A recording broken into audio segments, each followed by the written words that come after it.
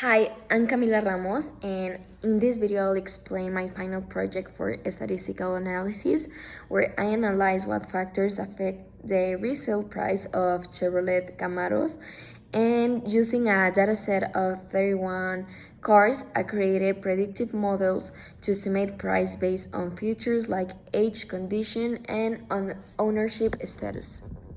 Well, here is my data set. It included the car's age, how many miles it had, its overall condition rating, and whether it had only one owner. And my goal was to find out how these variables impact the final price and build a model that will be statistically strong but also realistic for real-world pricing.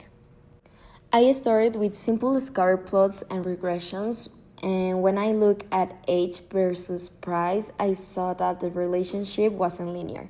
A linear model gave an R-square of 0.76, but when I use a polynomial model, R-square improved to 0.87.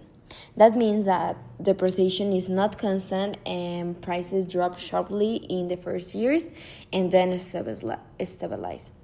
The same pattern happened with mileage. A linear model explained 73% of variation, but the polynomial version explained almost 87%, showing that early mileage has more impact on value than higher mileage does later.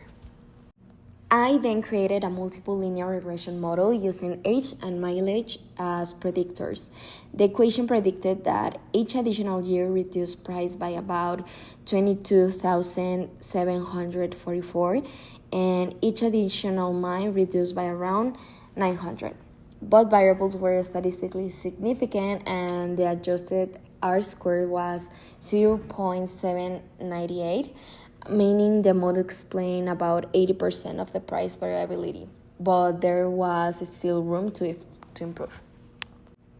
So I added condition and ownership history. After hypothesis testing, I kept age, condition, and one owner status, and the final model said that age decreased value by 29,644, and also that better condition added 29,335, and having only one owner added over $87,000.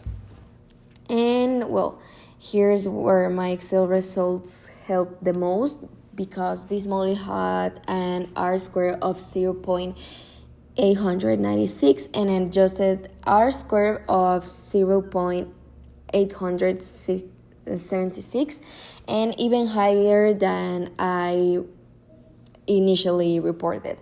That means the model explains almost 90% of the price variation, and the confidence intervals show a strong reliability. For example, the effect of being one car owner could range between 53,000 and 122,000, depending on other variables. These ranges are practically useful and statistically valid, helping dealerships make informed pricing decisions.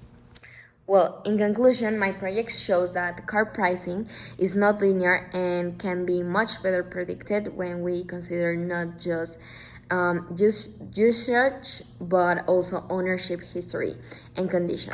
Using Excel regression tools, I built a reliable model with a strong interpretative power, which could easily be applied in real dealership scenarios. Thank you for watching.